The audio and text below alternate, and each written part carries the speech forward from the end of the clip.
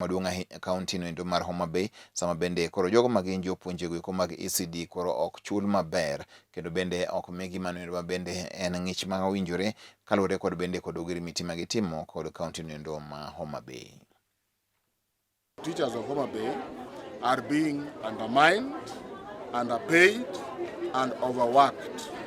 We are here to engage the employer to improve the terms of employment for the teachers of Homabay.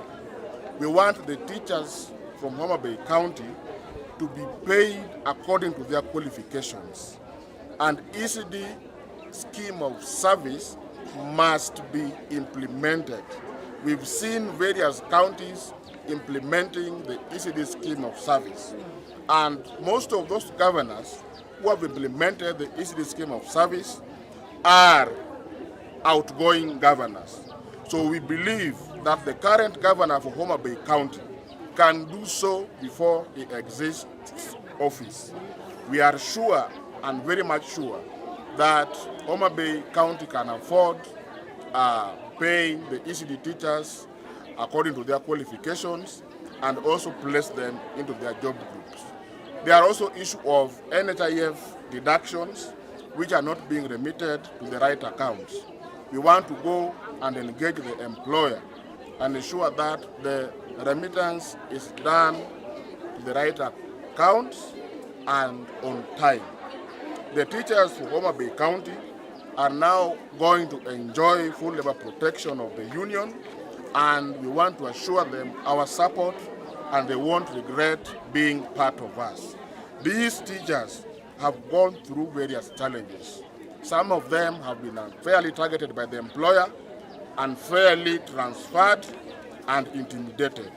We are sure that once we start engaging the employer and also sign a recognition agreement with them, all these teachers will now enjoy fair labor practices. Teachers power. Power. Teachers forever. Forever. Thank you very much.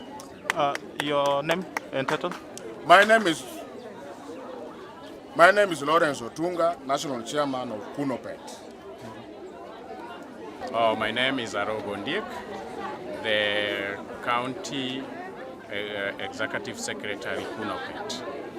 So we appreciate the kind of work we've seen, but again we are asking the county government, as the Kunopet chair has said, we are going to engage the county government to see to it that every teacher who is under county government employee to be put under good schemes of service.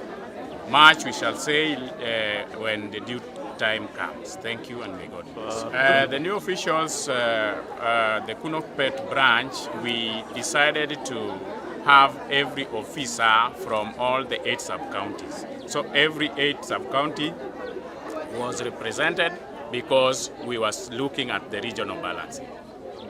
What we are seeing always is the county government, who is our employer, is always targeting those who are spearheading for the unit